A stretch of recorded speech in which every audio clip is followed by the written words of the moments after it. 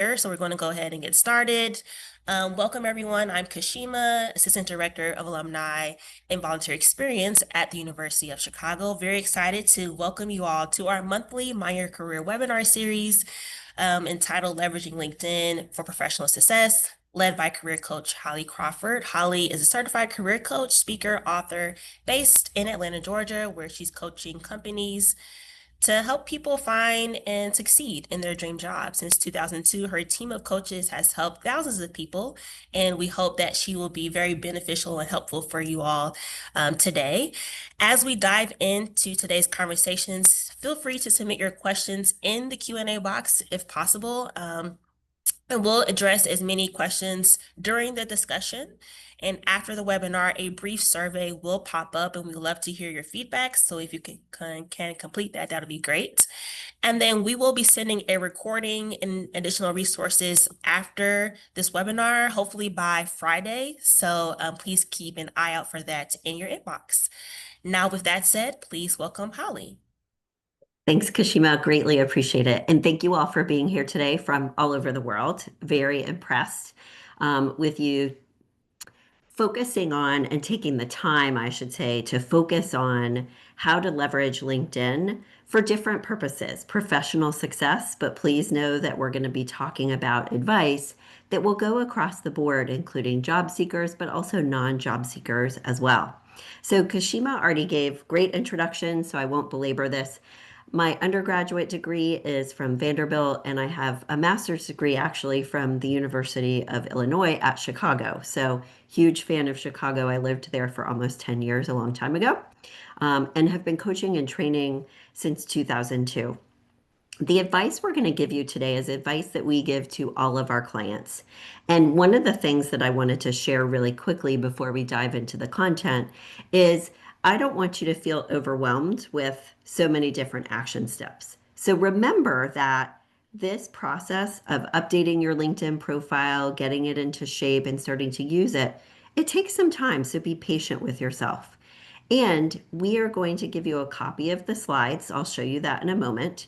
And we will also be sending you, as Kashima already said, the recording.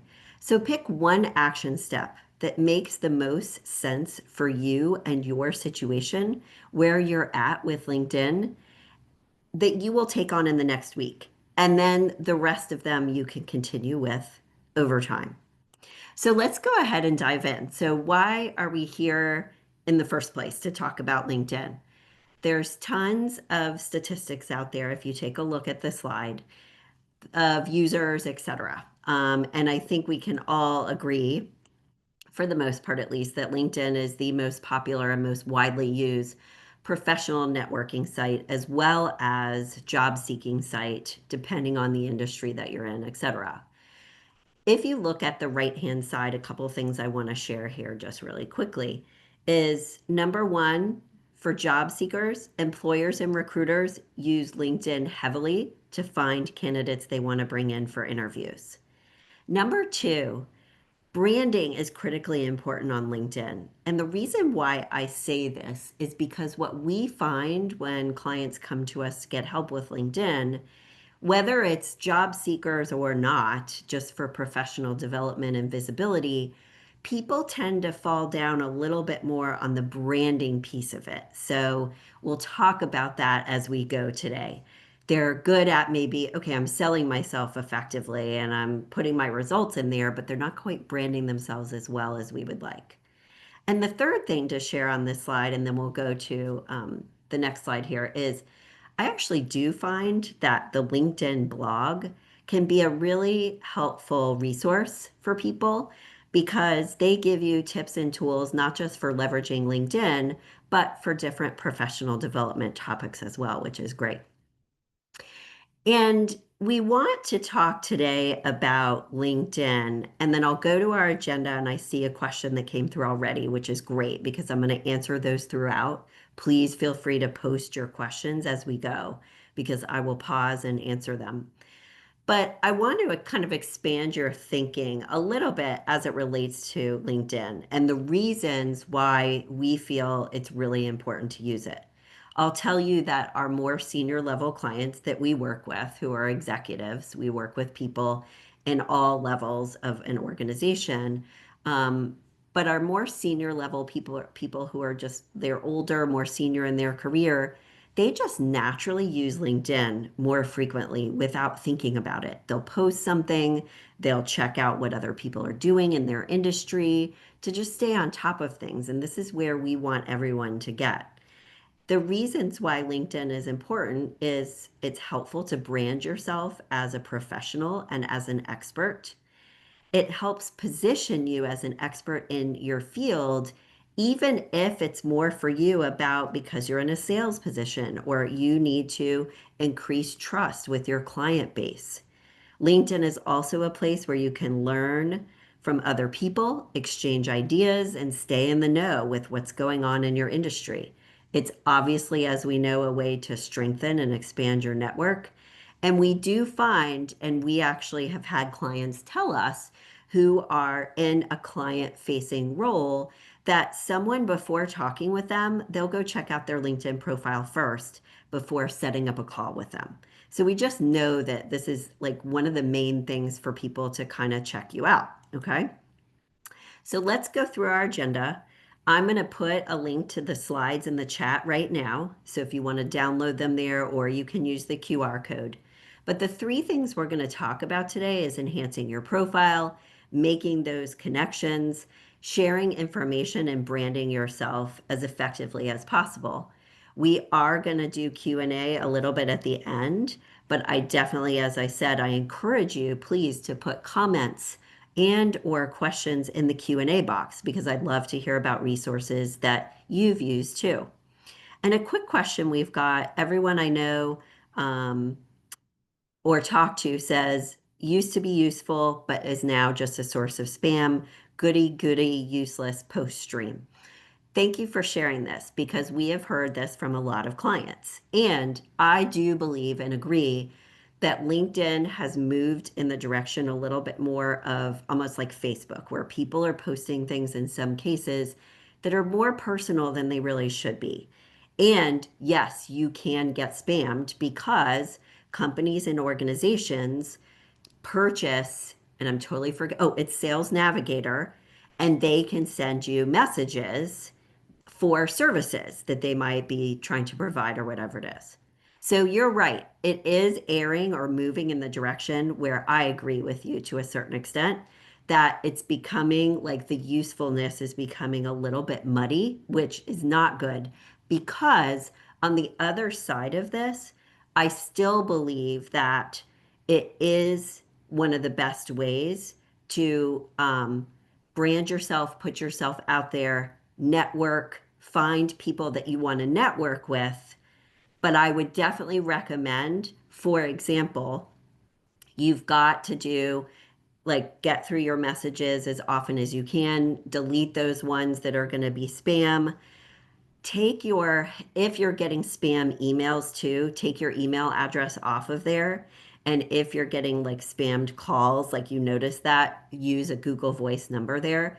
So just please know, bottom line, I agree with you. And I think there are ways to use it for yourself a little bit more proactively for the purposes that you need, realizing that there's going to be some noise out there that may not be as helpful for you. Okay.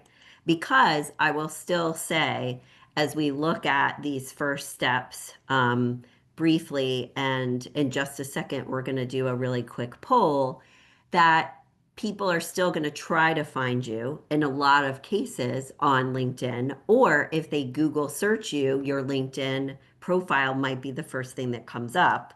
So it is a little bit of a necessary thing in a lot of different ways. It is a great way to make new connections outside of attending events, etc.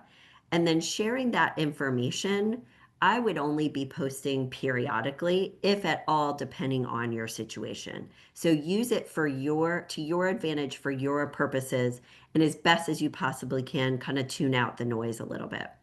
So let's go ahead and launch our first poll if we could, Kashima, because we're wondering how many people have like a 100% complete profile. And a couple of people are sharing. I'm going to look at the Q&A first. trouble generating content to post, I totally get that. I'd be posting if you are trying to brand yourself more effectively, but also if you're in job search mode. But you may want to post like once a month or something like that. I would not be posting all of the time because it's just going to add to the noise. And some of the things you could post would be like an article that you find is helpful with a quick comment, those types of things. Just don't do it too often because it's just going to add to everything else. And moving networking forward past your initial messages, what we like for people to do, again, depending on their situation and what your purpose is for the networking, is we like for people to have a list of their top networking connections, those people they want to stay in touch with, like an Excel spreadsheet or something. And they keep track of the messages that they send people and when they want to check in with them again. It could be quarterly. It could be once a month, whatever makes sense for you. This is where you want to find those warmer leads like University of Chicago alumni, or try to find people where you have something in common, whether it's a mutual connection or something else, because those people are going to be more likely to get back to you.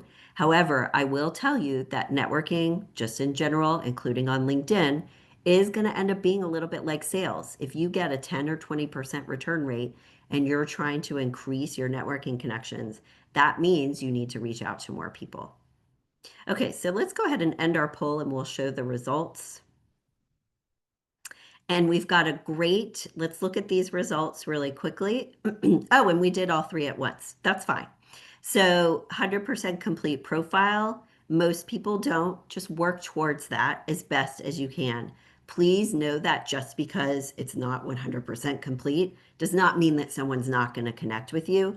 Just move in that direction because that will help you with branding, etc. Those people that do not have a branded banner, this is one of the things we'll show you and talk about today in just a moment. And it's something to work towards over time. And we'll talk a little bit about LinkedIn groups because those can be helpful, but also only for specific purposes. We want you to be mindful about using your LinkedIn groups depending on what your goal is and realizing that LinkedIn groups are not some mecca and gold mine for every single purpose either. It kind of depends on what the group is. So let's take a look at this next slide and then I'll respond to and check in on the chat. So one of the things that we are starting to suggest to clients, depending again on their situation and how comfortable they feel with LinkedIn and maybe creating a quick video intro of themselves as we move into more, interactive media over time. We definitely, number one, on the left-hand side of this slide, you need to have a professional headshot, hands down. But over time, consider adding a quick video introduction of yourself and your about section. Do you have to do this? Because otherwise people are not going to talk to you? Absolutely not. But as we move in this direction to help you, for example, stand out more in your job search, if it makes sense for you to do so to introduce yourself to your clients, you can consider doing something like that over time. And let me go to this next slide here really quickly because this gives you not just ideas at the top and suggestions about what you need to make sure of with your headshot, but also some ideas about images that you could use for your banner. So one person is sharing in the chat while we're talking about this. Yep, have a short list of networking connections, focus on those best networking contacts or of 40 or 50 companies, or what we tell people too is who are your top 10 or 20 best networking connections? And those are the people you want to stay in touch with as much as possible. So we agree with what you're saying. We also do want job seekers to do and leverage other things on LinkedIn as well. But it's the more targeted you are, the better off. So thank you for sharing that. Another person is saying, I changed careers. How can I teach the algorithm to give me posts related to my new career instead of my former one? I will be honest with you. I do not know the answer to this. I would actually Google or AI this to see if it's even possible to do so. I believe that if you go into your settings, though, there are ways, so I would check your settings. There are ways to adjust things that you see and are fed, and also things that you're able to comment and post on too. So the first thing I would do for this question is to check your settings and adjust it. Now, the other thing I would say is when you do change careers, it usually takes the algorithm a little bit of time to kind of get up to speed with things. So you maybe should also start to try to seek out people that you want to be connected with in your new career path and in your new industry so that you can start to get posts from their feed. Yes, and someone shared an answer to this. Once you start interacting with posts, that's part of what will help kind of teach the algorithm a little bit. Stealthily looking for a job. Can't put the green open to work banner on my photo. So one of the things you can do here for open to work is turn on the setting where that green banner is not there, but you are indicating in the background, so to speak. There's another way to indicate that you're open to work. And that's the best way I would do it because, for example, if someone's going to land on your profile like a coworker and you literally say in your about section seeking a new position, that's obviously going to give you away. So I would do the background open to work, check your settings there, and then you're going to need to do the networking proactively to reach out to the right people to let them know that you're looking. Let's do our next slide here for just a second because I wanted you to be able to take a look at this. We already did the branded banner poll, so we're all set there. But I wanted to show you a couple of things here and then we'll answer some more of these great questions. So headshot here, fine. This woman is not looking for a new job, so she doesn't have that open to work. But remember, you can do that in the background too. So she's in veterinary pharmaceutical sales, so she can have a dog's nose on her banner. Okay, it makes sense for her industry. And what we want people to do is have an image here, but we also want you to have like a quick tagline and either your current job title or something that's related to the job title that you're going for in terms of searching for a new job. This helps brand you more effectively. The idea is when someone lands on your profile, they want to have a certain image, like feel about, oh, this is who this person is, what kind of value they provide. There's a couple other things that I want you to consider here. So, in the case of if you're getting a lot of spam outside of LinkedIn, you want to minimize your contact information. I do not get that, so I have everything on there. But in an ideal world, if you're job searching or, for example, in sales, we want people to be able to contact you easily, not just through LinkedIn. If you don't have it on there, check your LinkedIn messages all the time so you're responding in a timely manner. We do want people to customize their URL because we want it to be on your header of your resume and your cover letter. And we like for people to have a link to their LinkedIn profile inside of their email signature line that's always there. And make sure that you have only text version of it on your resume and cover letter.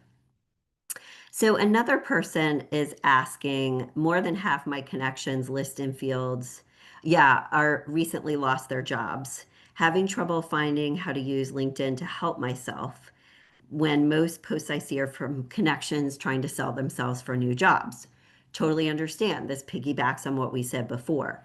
So instead of focusing on the posts, focus on using LinkedIn to find new networking connections, whether it's second connections or third connections of your existing network. This is where we would highly recommend searching for and finding University of Chicago, LinkedIn, people on LinkedIn, alumni to connect with in different industries. When you attend an event, make sure that you connect with those new people on LinkedIn. So instead of focusing as much on the feed, focus on I'm going to go into LinkedIn and use it as I need to and then leave again. Okay. Another person is saying, I'm a Jill of all trades, generalist. Is that my brand or niche? I've been in nonprofits and education where this is an asset, but it makes job searching tricky. So, what you want to do in an ideal world with LinkedIn is identify your target areas that you want to be searching for and applying to. And it is okay to say in a way that, you have experience and expertise in a lot of different areas, but you want to focus as much as you can on I'm great, for example, within an operations role or a finance role or whatever it is. So try to find ways to narrow it down a little bit, whether it's with specific types of organizations, within a specific type of department. And also, what are your transferable skills for those types of jobs that you want to be going for too? Okay. Okay, that like a resume. Yes. So someone is asking like a resume heading. That's exactly what I'm talking about. The heading on your resume, you want to have your LinkedIn profile in there. Um, okay, so another question came through. Let's talk really quickly first about your about section for a moment. This is where you can brand yourself. And what we mean by this is that you're talking not just about like what you've done in the past, but your unique selling points. So, for example, like you're really good at ABC, but you also have, great communication skills, a strong, like, inclination, or you're great working with details. You've also had experience with ABC. So, for example, if you take a look at this slide, we like for people in their about section to have maybe one or two measurable results. They're like top career successes, but the rest of them are going to go in your experience section. But for example, we had an interior architect we were working with, and he happened to have a lot of work experience when right before college and during college working at a construction firm because that was his job at the time. So he had the unique ability not just to design but also be able to design so that it was easier to build and speak with or communicate with people in the construction industry because he had that additional experience. So you want to be thinking about as much as possible, like how you can differentiate yourself from the other people who are looking for those same types of jobs and position yourself, even if it's based on some personal experience that you have or some strength or value or personality trait, because we want you to be talking about in your about section who you serve, what type of clients, what type of businesses, et cetera, and get as narrow as possible. What is the value that you provide? And how do you do that? Through what types of strengths, what types of services, et cetera. I'll share this for a second. Bottom line here with your about section is we do want you to have it be a little more personal and at least part of it written in first person. Your resume is always third person, but your about section, we want you to talk to the reader a little bit more because LinkedIn is supposed to be that way with that connection. And I don't want to say a little more casual in a bad way, but you get the gist. Another person is saying, I'm not seeking a job. I'm a political activist. I've had trouble setting up my LinkedIn account and wondering if anyone can help you do that. If anyone has suggestions there to walk through that, but Barbara, I might use AI to give you some ideas and kind of Google it a little bit. Another person is saying, I'm in the same situation and found that reaching out to alumni has been more successful than reaching out to second connections. So it's a good idea to try different ways to reach out to people. And when you are reaching out to someone who is like a second or third connection, you definitely want to make sure that you ask the person in between the two of you to make an introduction because that other person is going to be much more likely to get back to you. So, by the way, at the very bottom left here, we'll go through a couple more slides and I'll answer more.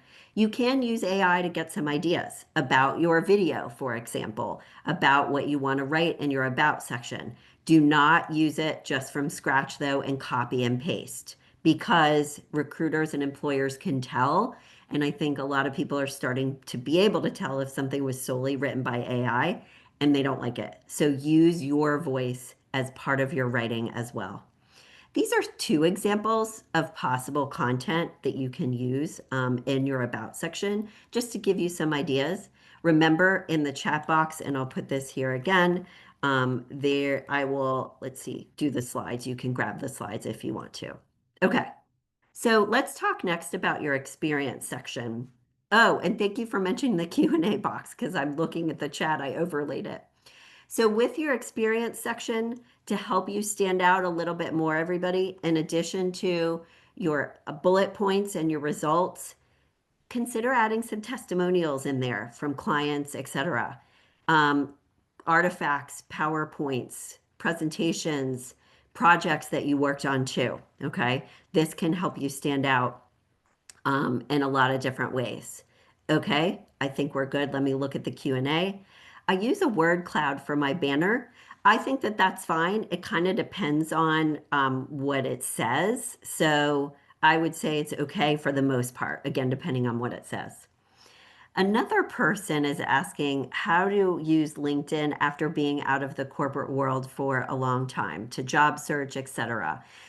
The first thing that I would be doing is I would be starting to expand my network so that and adding to your list of connections, but also attending, like, for example, industry specific networking events where you can expand your network that way to get more people kind of into the hopper that you can be talking to get your foot in the door. Open to work. Yep, we talked about that already. So I'll click that one.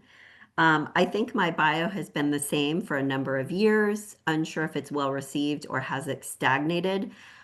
This is going to depend on what you're looking for now. I always personally do want things to be fresh. And I honestly I don't think people are going to notice that you haven't changed in a long time, but it kind of depends on the situation a little bit more. Another person's asking about the banner, and let me go to the next slide here so we can just look at this. What are the advantages of using an original photo versus an image which may be more industry relevant but generic? Honestly, I think you could go either way. If it were me, I would vote for more industry relevant at the end of the day because I don't think people are going to be stalking you across platforms. And how important is brevity on your profile that you might talk too much? Thank you for being honest about that. Brevity is going to be important. You want it to be a little bit more of a teaser to your resume where you can have more space, etc. So I would make sure that you're not long-winded on your LinkedIn profile because you're going to lose their attention. Okay, so a couple other quick things. With your profile itself, we want you to make sure you've got the right keywords in there. In your about section, make sure that your skills section is robust. And get those recommendations over time because you can add them in your experience section and use them in different ways to get in front of people.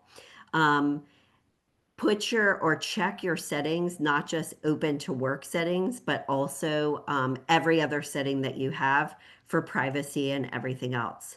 We have a great LinkedIn guide that explains how to SEO your header, what we want you to do there, how to do it, and also make sure that you've got the right keywords in your profile too.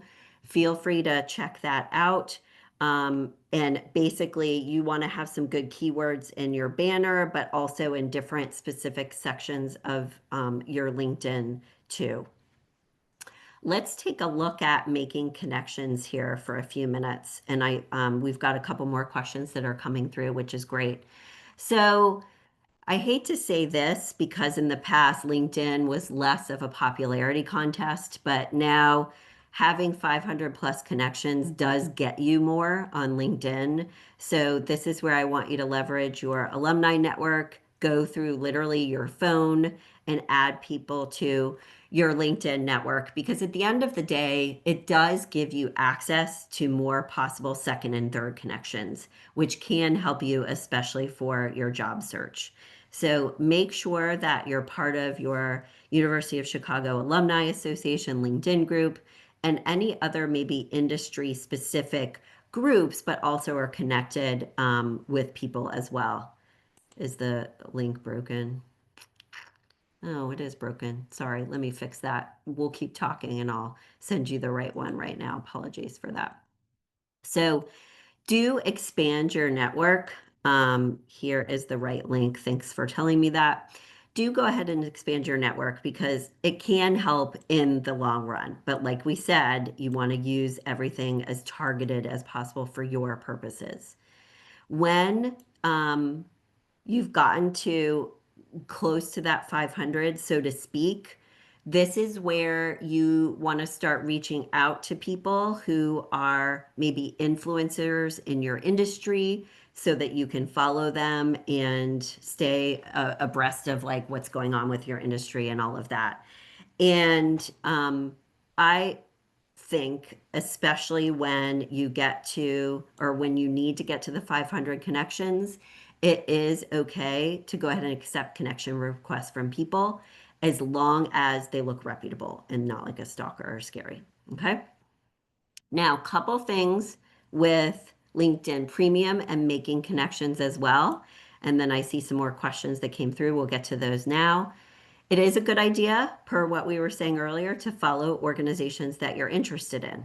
Follow your alumni association page, but also industry specific association pages because that's going to give you relevant information. When you're networking at an event, make sure you've got your LinkedIn, the QR code in the app pulled up. That's a way to connect with people quickly. And I would suggest that if you are in active job search mode, you may want to check your activity feed a little bit more versus, like we said earlier, there can be a lot of junk out there. So don't pay as much attention to it if it's a little junky for you and it's not helpful. The guide is the $20. Yes.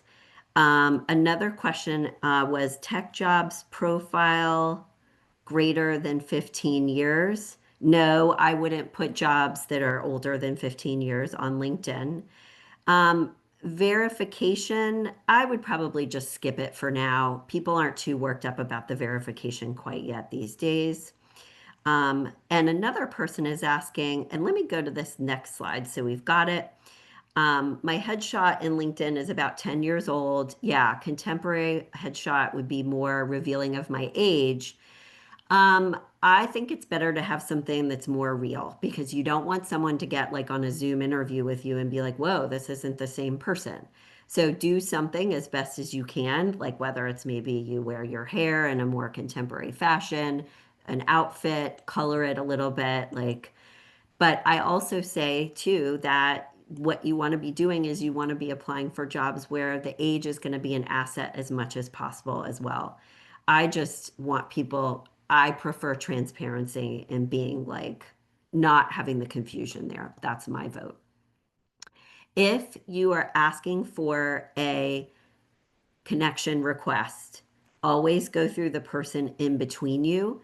Let them know you're looking to connect with them for information. You're not going to ask them to get you a job or a new client or whatever. But then if you have them introduce the two of you, they're going to be more accountable to responding to you. And you also know who that person is. We don't want the whole send me your resume and I'll pass it on. You're never going to hear back about that. Okay.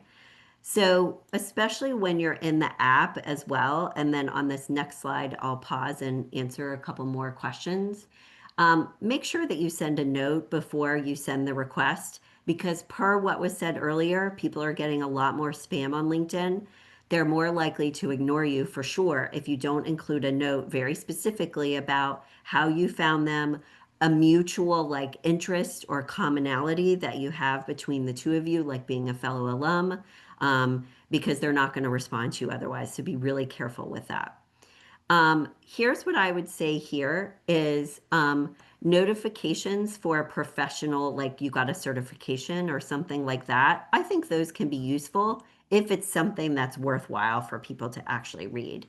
Making those connections, write recommendations for other people, and make sure that you're doing something networking wise, especially if you're in job search mode every single week. If you are not, it may be you're doing something monthly. Someone is asking, what's the penalty for accepting connection requests from all people? I do not think there is one. If someone else knows that there is and I'm wrong, please feel free to share, but I don't think there is one. Once you're getting to a lot more connections, though, like once you've hit that 500 number, I would stop accepting requests from just anybody because you want it to be, it's supposed to be a useful network for you. Now, let me say a couple of quick things about LinkedIn groups. Some are going to be more active than others. I think LinkedIn has tried this, and in some groups, they're going to be really effective and lots of people are talking, and in some, they're dead in the water and not much is happening. Definitely do your alumni group, definitely do like one industry specific group, and maybe there's a local networking group. Like here in Atlanta, there's this great C-suite networking group called Kettering. I would be joining their LinkedIn group because those people are active. Outside of that, how I might use LinkedIn groups is I might find them, I might join them just because employers and recruiters will sometimes go into those groups that are industry specific to find candidates because it's a smaller pool. And outside of that, I might look for people who are like a little bit more active and try to connect with them. And then that's it.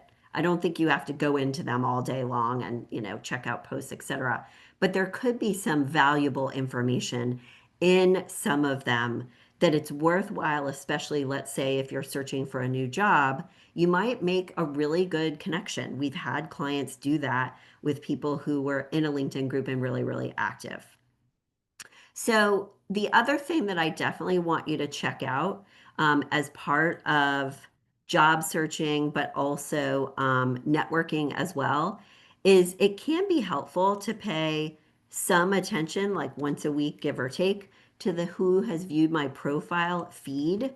Because what if someone views your profile that you'd like to connect with, or who is from an organization that you just applied for a job to? So this again is where you can use LinkedIn for your benefit versus getting lost in the feed and getting spammed. But let's say you log in there once a week or a couple times a week and you check out these specific things. So let me answer a couple more questions. I did want to let you know that we offer a discount on our coaching services for Chicago alum. Please feel free to reach out if you'd like to talk with me about our services and if it's the right thing for you right now or not. The QR code's here. It's also in the chat too. Okay, so let me look at Q&A. How could one go about branding and reach out while being graceful, not coming across as desperate? Letting people know that you'd like to pick their brain about your job search and get any advice they might have about networking groups, connections, those types of things.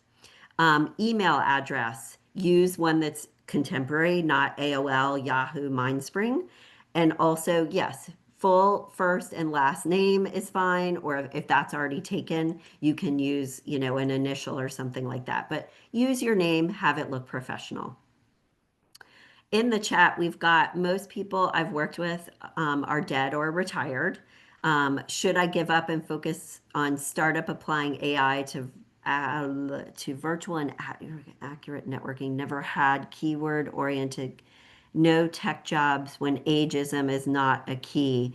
Yeah, I mean, I do think like some tech jobs might want someone who's more senior to kind of steer the ship in the right way, but a lot of times they are looking for people that are younger.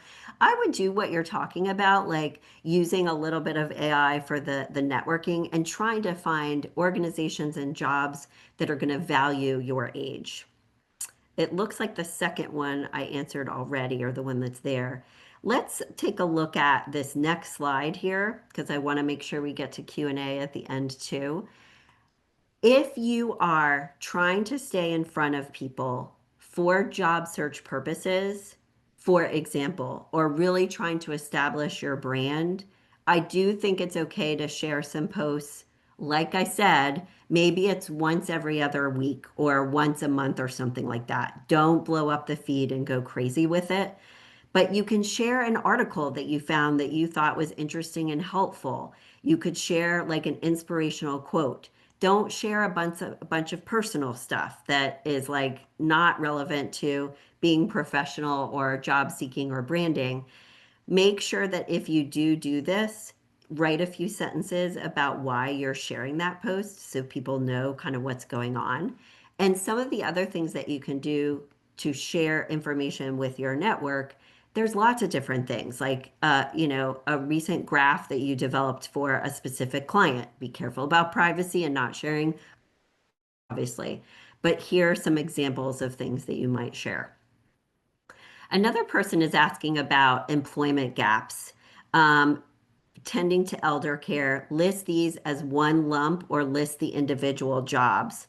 I would lump them together a little bit more, but you also want to like just share maybe a couple of the different organizations that you worked with and then the responsibilities that you had.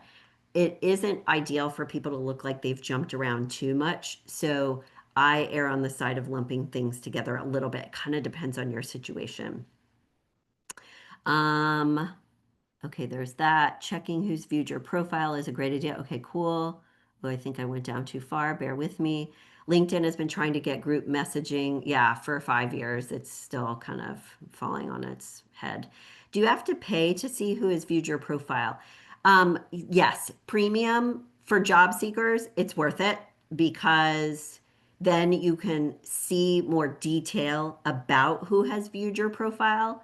But remember too that some people can search and find you and land on you in like private or incognito mode. So it's not foolproof. Um, and another person, LinkedIn only has email for 1 to 2%, yeah, of people. Yeah, the find email is sometimes helpful, sometimes not. Another person is sharing, and let me just go to our last couple of slides here, and then we'll get to our Q&A before we go. We have a job search boot camp coming up. If you are looking for a new position, people love this group. They get a ton of helpful information. It's something that I lead. These are the dates coming up. I'll put it in the chat box as well.